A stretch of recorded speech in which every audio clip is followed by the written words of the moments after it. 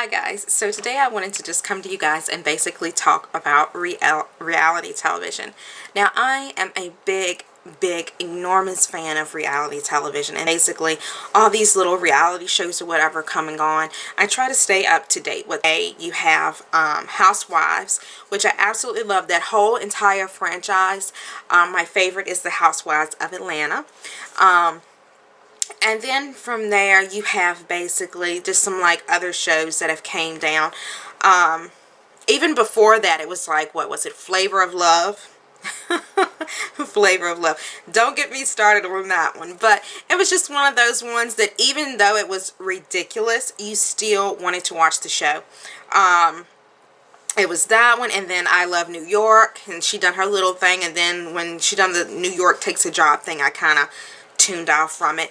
And then it was the two brothers after that had a reality show, what was it, Real Enchants. So I think like it started on MTV and then it went over to VH1 and then it ventured out to Bravo.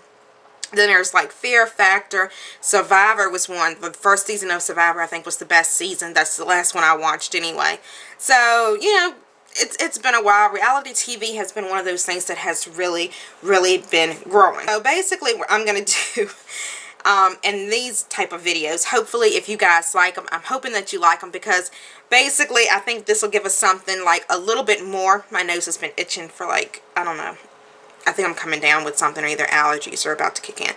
But yes, I'm hoping that these type of videos would be something that we can actually like team up together, and basically we can just talk about like how crazy these shows are getting. So I'm sitting here, I have my computer beside me because this one on VH1 has just got me stomped. Okay, so let's first talk about Mob Wives. Mob Wives is my favorite show, okay? I love all the girls, but I would say Renee is my favorite. Renee reminds me more of myself. I'm the type of person, I'm really big on family. You don't mess with family. You don't talk about family. You keep your mouth shut. You don't talk about anyone. You know, and you don't snitch or whatever. So that would definitely be me. Like, I have family members that tell me stuff about other family members, and it's not like I run back and tell them what the other family member said about them. I think that's kind of childish. It doesn't really make much sense to me to do something like that. So basically, I just don't do it. So Renee is the one that stands out for me on that show. Drita, I like Drita because she's sassy and she's just going to automatically say what's on her mind, and she doesn't give a flip. Let's just be honest, she doesn't care. And I mean, you know, if you get in Drita's face, you better be ready to get knocked out, okay? So I definitely like Drita. There's Ramona. I like Ramona. Ramona has like that kind of sultry kind of look thing going on with her. I'm at a loss for names. But Karen, okay, I really like Karen too. I think Karen's been through a lot and she's seen a lot. And my favorite line, I just love the way she says that. You don't want to go to war with me, because when you go to war with me, you know, I love that. And then, of course, there's Carla. And then, who can forget, from watching all of those, from watching the Mob Wives, who can forget Big Ange? Don't you guys just love Big Ange? Alani, and that laugh. I mean, her laugh makes me laugh every time I see the show. Okay, so moving on now to my Housewives of Atlanta, Nene. Nene is my girl. I don't care what Sheree, Kim, Phaedra, who was that other girl? Kim, Phaedra, Candy. I don't care what none of them say. I don't care what any of them are doing. I mean, Nene needs her own show. And I'm so happy that she's on Glee. I mean, because Nene is a diva. I love Nene Leakes. Okay? I just love her. I mean, just like she says, I am the Joneses. She doesn't need to keep up with anyone. She is the Joneses, you know. So, I really love Housewives of Atlanta. That Candy, I think, for me, is just like really out there. I'm not a big fan of Candy there. And Phaedra, I didn't like Phaedra too much at the beginning of the seasons. that she was on there. I just really didn't mesh with Phaedra. I just felt that she was a liar. I felt that she was a hypocrite. She would go around, she would saying a lot of stuff. And then the more and more you got into Phaedra, I don't know about being the Southern Belle Phaedra. I mean, I think that's a little bit pushing it. But the more and more you got to learn about Phaedra, I feel that you kind of could relate to her character a little. As for Sheree, Cadoodles, I'm glad you're gone. I didn't like you anyway from the jump start. You always seemed really, really sneaky to me. And that whole thing you done by throwing Candy under the bus because she said that she didn't really think that Kim would come to an orphanage. I understand what Candy was saying, but then I feel like Sheree, you took it to basically a whole nother level of something that it really didn't even need to go to. So, I'm glad you're gone. As for Kim, I'm actually going to miss you, Kim. I was really, really hoping from the bottom of my heart that you and Nene would have meshed back together by now. You know, I think that you two were really great friends at the beginning of the show, and I liked you like that. But I think if you have someone like Sheree in your ear, I think that since Sheree runs back and forth, I don't think she's a kind of stand-up person for herself, and I just don't like her character, basically. And I mean, if that's the person that she is in real life, she might have just been doing it for the cameras as far as we know, you guys. But if that's who she is in real life, then I really just, her. Okay.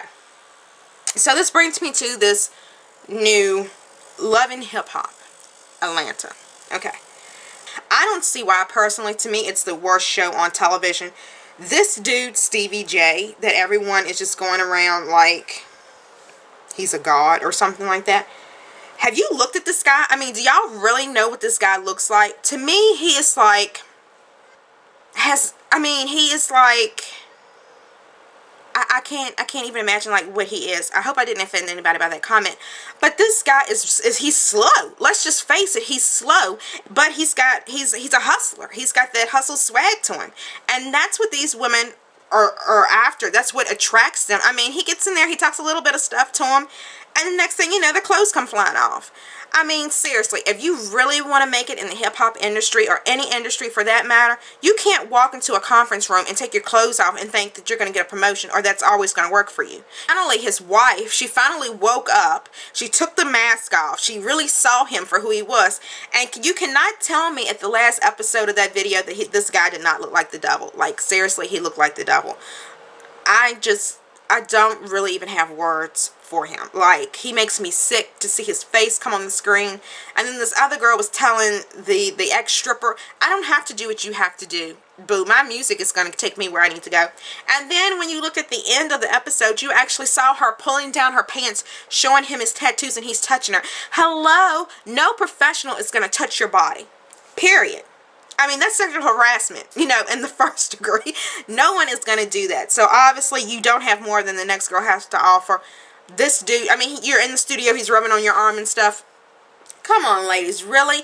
And if you know that this is the reputation of this guy, then why are you even going to go to this guy and get on? To be honest with you, I don't know who Stevie J has produced.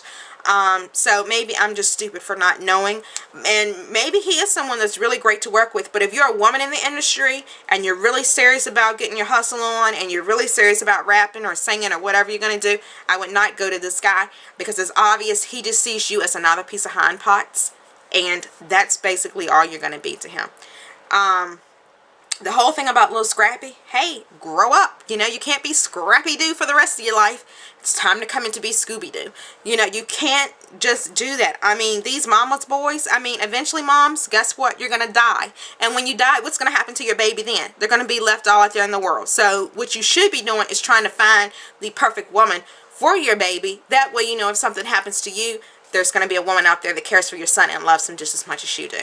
That's my spiel on hip-hop Atlanta, all that stuff going on in Atlanta. As you can see, I love Atlanta. So leave me a comment down below. Tell me if you like these kind of videos. Hopefully you do, and we can keep chatting, and we can catch up on reality TV, and you can tell me. I don't watch the Love and Hip Hop Atlanta, so you guys would have to talk to me and tell me like what's going on, and I might just watch a snippet here and there, because let's face it, I don't like it.